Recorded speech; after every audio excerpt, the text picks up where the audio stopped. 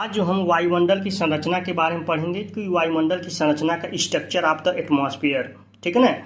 तो इसको जो है कितने भागों में बांटा गया है, तो क्षोभ मंडल हो गया, समताप मंडल हो गया, मध्य मंडल, उष्ण मंडल और बहिर्मंडल होता है। क्या होता है? एक आपका क्या होता है? बहिर्मंडल होता है टोटल, ठीक है ना।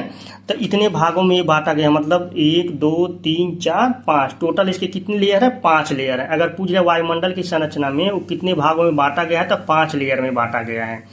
तो पहला हम देखते हैं क्षोभ मंडल। यह जो है यहाँ पे जो है वर्षा, कुहरा, ओला, ये सारी जो चीजें होती हैं ये इसी पे होती हैं। ये ध्रुवों से 8 किलोमीटर से लेकर के 18 किलोमीटर तक ये वायुमंडल का फैलाव है। 75% पदार्थ समवष्टि है। यहाँ पे गरजना, चमकना, तापमान, वायुदाब, ऋतु परिवर्तन संभव इसी में होता है।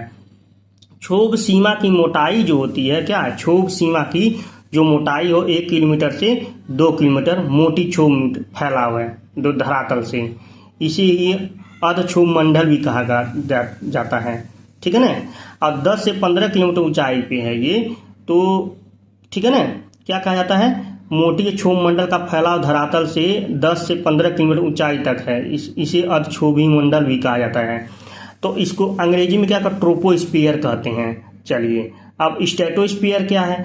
स्ट्रेटोस्फीयर जो हवाई जहाज इसी में उड़ते हैं। देखिए, हवाई जहाज इसलिए इसमें भी उड़ते हैं क्योंकि वहाँ पे बारिश और इसका ये सब संभावनाएं नहीं रहती हैं। वो जो बारिश और इस गर्जना हो रहा है क्षोभ मंडल में ही होता है आपका, ठीक है ना। उसके बाद जो है इसी पे में जो है ओजोन लेयर भी पाया जाता है।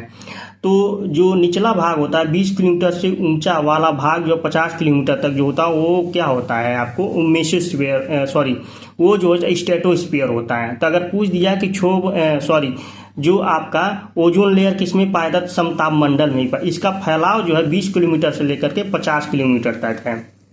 चलिए, अगला जो है मेसोस्फीयर है, जो ये 50 किलोमीटर से आरंभ होकर के 80 किलोमीटर तक जाता है। इसमें अंतरिक्ष से प्रवेश करने वाले उल्का पिंड इसी में जो क्या होते हैं? जल जाते हैं, मतलब खत्म हो जाते। जो अंतरिक्ष से आते हैं उल्का पिंड इसी में क्या होते हैं? खत्म हो जाते हैं, ठीक है ना। ये वायुदाब बहुत कम होता है इसका, मतलब 1 से लेकर के 0.1 B तक होता है इसका, ठीक है ना। उष्ण मंडल क्या होता है? थर्मोस्फीयर क्या आता है, या इसे आयन मंडल भी कहते हैं, आयनोस्फीयर भी कहते हैं। इसमें इलेक्ट्रॉन मिलते हैं, आयन और इलेक्ट्रॉन मिलते हैं। इसमें क्या मिलते हैं? आयन और इलेक्ट्रॉन मिलते हैं। रेडियो संचार के लिए इसी परत का उपयोग क्यों होता है? वास्तव में पृथ्वी से प्रेरित रेडियो तरंग इसी परत द्वारा पुनः पृथ्वी पर परिवर्तित कर दिया जाता है। आयन मंडल इसी परत का भाग है। तापमान अत्यधिक तीव्र से बढ़ता है यहाँ पे, ठीक है ना।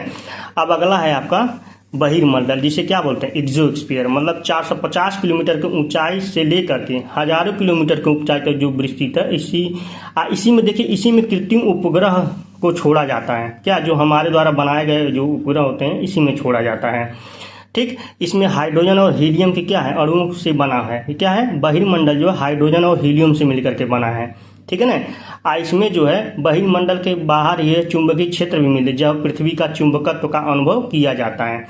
अब अगर पूछ लिया कि संरचना के आधार पे जो है सममंडल विषम मंडल किसे कहते हैं, तो आप कहेंगे क्षोभ मंडल, समताप मंडल, मंडल मंडल को सममंडल कहते हैं।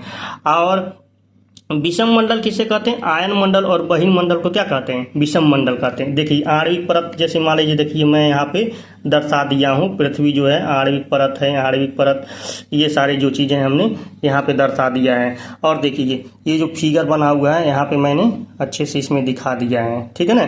ग्रीन हाउस गैस का CO2, CH4, CFC, N2O, O3, वाष्प, ये सारे क्या हमारे ग्रीन हाउस गैसेस हैं आपके, ठीक है ना। तो और एक चीज़ और जान लीजिए यहीं से, ओजोन लेयर की जानकारी किसने दी थी? तो ओजोन लेयर की जानकारी 1840 में ओजोन का पता चला था। ये 1974 में पता चला था कि CFC का नुकसान पहुंच रहा था। मर्लिन रोलांड नामक पता लगाया था। आर्कटिक पर US के क्षेत्र में इतना होल हो गया था, तब ब्रिटेन ने नीमो सैटेलाइट द्वारा O3 छिद्र हो चुका था। ब्रिटेन की जो टीम जो जोसेफ फॉरमैन थे, अंटार्कटिका का होल हुआ था, उसकी जानकारी उन्होंने ही दिया था, ठीक है ना। तो ये चीजें जो है, ओजोन जो 90% समताप मंडल में है, 10% जो है क्षोभ मंडल में भी होता है ओजोन लेयर जो होता है, ठीक है ना। अब इसको अगर हम कहें कि जो ओजोन मंडल है ठीक है ना। इसमें किस में नापा, डेसिबल में नापा जाए, डाप्सन में नापा जाता है। इसीलिए जो होता है 220 डासमल मोटाई से कम छिद्र वाला हो गया था, डाप्सन से नापी जाती है, ठीक है ना। ये चीज़ आप ध्यान रखिएगा, ये चीज़ें आपसे पूछेगा आपसे, ठीक है ना। तो ये सारी चीज़ें जो है इंपॉर्टेंट जानकारियां हैं जो मैं आपको दे दिया हूँ आपको, ठीक है ना। अब जैसे अगर आप देखेंगे कि नाइट्रोजन जो है 100 किलोमीटर तक फैला है और ओजोन जो 30 से 60 किलोमीटर ऊंचाई पर फैला हुआ, जो CO2 वो 6 किलोमीटर ऊंचाई तक ही मिलता है आपको। कितना? CO2 जो है आपको 6 किलोमीटर ऊंचाई तक ही मिलता है आपको, ठीक है ना।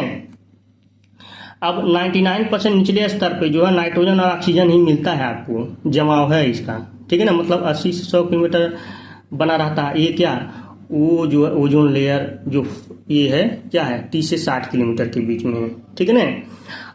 जो ऑक्सीजन का भी वायुमंडल में जो है 100 किलोमीटर की ऊंचाई पे उसका अभाव है, मतलब 100 किलोमीटर से ऊपर जाएंगे तो इसका अभाव मिलेगा आपको, ठीक है ना। समझ में आ गया। तो ये सारी मेन चीजें हैं जो हमने आपको बता दिया है, ठीक है ना।